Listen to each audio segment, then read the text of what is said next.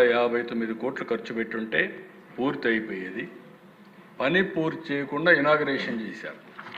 నీళ్లు ఇచ్చేసామని నాటకం ఆడారు. జాతికి అంకితం చేశారు. కానీ మనం వస్తాను చూస్తే యాజ్ ఇట్ ఈజ్ ఉంది.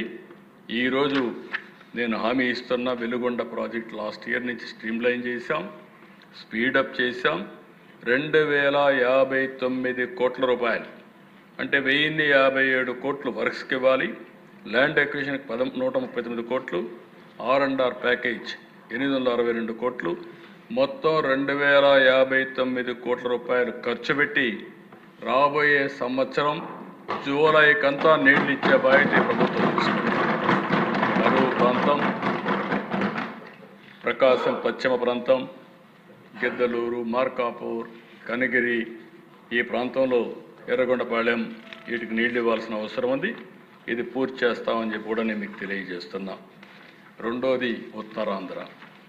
ఉత్తరాంధ్రలో మీరు ఒకసారి చూస్తే దగ్గర ఒక 185 కోట్ల రూపాయలు ఖర్చు పెడితే బ్యాలెన్స్ వరకు వంశధార ఫేజ్ 2 స్టేజ్ 2 పూర్తి అవుతాయి.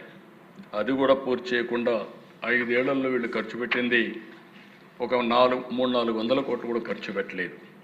ఈరోజు ఇది కాకుండా ఇంకొక పక్కన చూస్తే వంశధార ఫేజ్ 2 స్టేజ్ 2, సర్దారు గౌతల చెన్న తోటపల్లి బ్యారేజ్ ప్రాజెక్టు ఒకటి, తారకరామ తీర్థసాగర్ ఒకటి, offshore reservoir and Mahendra Tanaya ఒకటి, హీరమండలం లిఫ్ట్ ఇరిగేషన్ స్కీమ్ ఒకటి, interlinking of Vamsadhara Nagavali rivers 2 అదొకటి, Madduvalasa reservoir project stage 2, Janjavathi reservoir project, interlinking of Nagavali Champavathi rivers, ఇది అప్ టు గడిగడ్డ.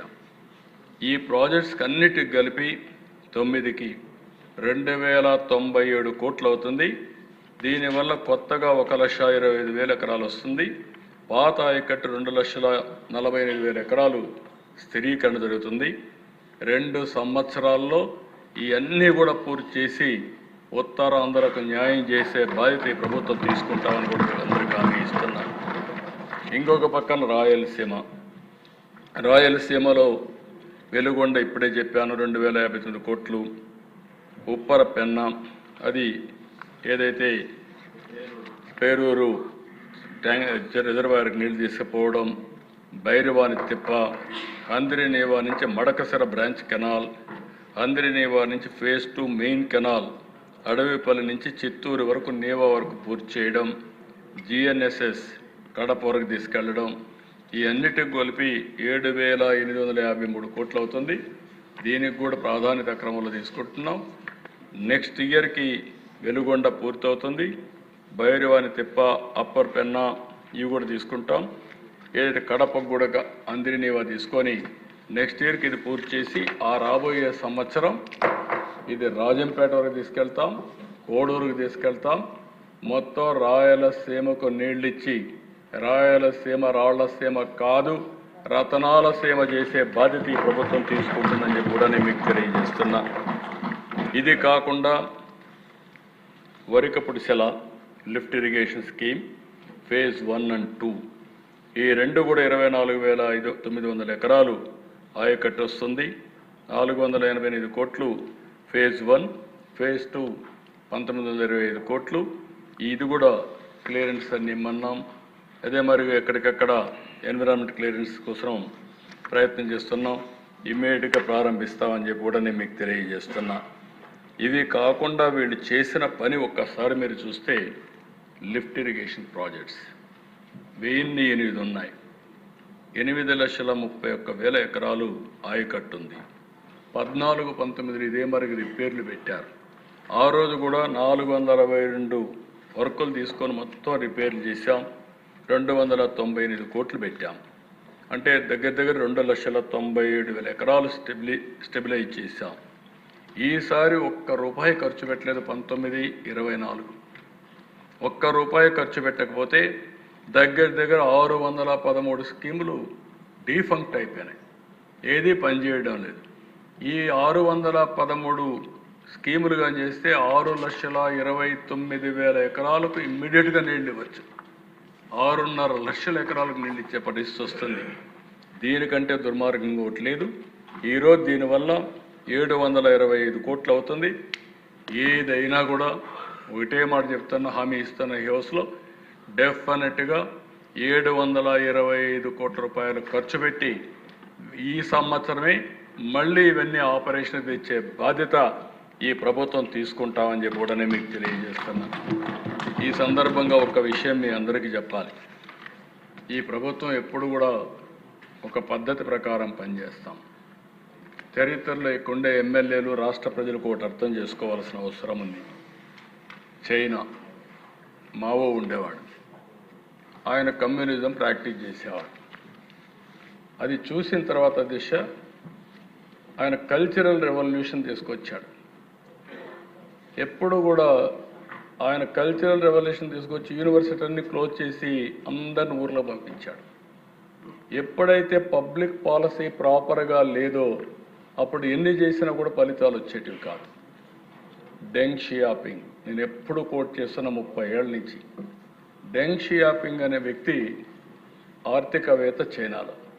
అతను ఒకటే మాట చెప్పాడు, whether a cat is black or white doesn't matter as long as it catches mouse.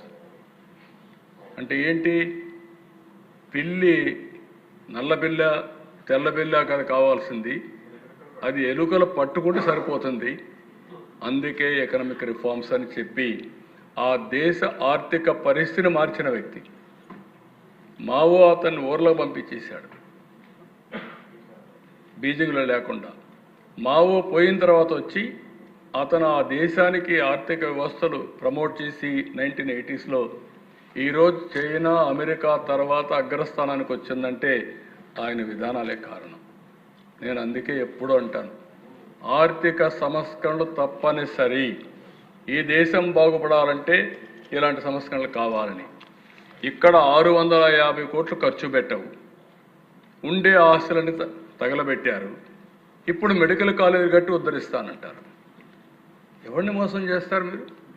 ఆ medical కాలేజీల్లో ఏంటి, ఈరోజు మనం తీసుకున్న పాలసీలో ఎవరికీ నష్టం లేదు. ఆ రోజు మీరు మెడికల్ కాలేజీలు పెట్టి అందులో కూడా ఫీజు ఛార్జ్ చేసే పరిస్థితికి వచ్చారు.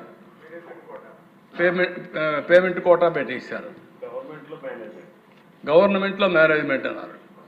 ఈరోజు నేను చేసేది ఏంటి, అదే పీపీపీకి ఇస్తే ఇంకా సమర్థవంతంగా సేవలు ఉంటాయి, అన్ని సీట్లు ఉంటాయి, క్వాలిటీ ఉంటుంది. పీపీపీ అంటే ఏంటి, ఈరోజు మీరు చూసే అధ్యక్ష పబ్లిక్ ప్రైవేట్ పార్ట్నర్షిప్. ఈరోజు హైవే ఉంది, హైవే పీపీపీ కింద ఇచ్చాం. వాళ్ళకి ఇవ్వాలి ఆ ప్రాజెక్టు, వాళ్ళు రన్ చేస్తారు. రన్ చేసిన తర్వాత ఇన్ని సంవత్సరాలు వాళ్ళు ఆపరేట్ చేసి తిరిగి ఆస్తి గవర్నమెంట్కి ఇస్తారు. గవర్నమెంట్ ఇది ఓనర్, అల్టిమేట్గా ఆస్తి మనకే వస్తుంది. ఇప్పుడు నా పేరులోని జేగురుపాడు పవర్ ప్రాజెక్ట్ జీవీకి ఇచ్చాం. కన్స్ట్రక్షన్ అయింది, ఆపరేషన్ అయింది. ఆయనకి ఇచ్చిన కన్సెషన్ పీరియడ్ అయిపోయింది. అయిపోయిన తర్వాత ఆ ప్రాజెక్ట్ మనకు అప్పచెప్పాడు డెట్ ఫ్రీ. ఇప్పుడు మనం రన్ చేసుకుంటున్నాం దాన్ని. అలాంటి ఇది కూడా ఏదో నేను ఉద్ధరించేస్తానని మాట్లాడే పరిస్థితికి వచ్చారు అధ్యక్ష. ఒకే మాట చెప్తున్నా, ప్రజలందరికీ విజ్ఞప్తి చేస్తున్నా.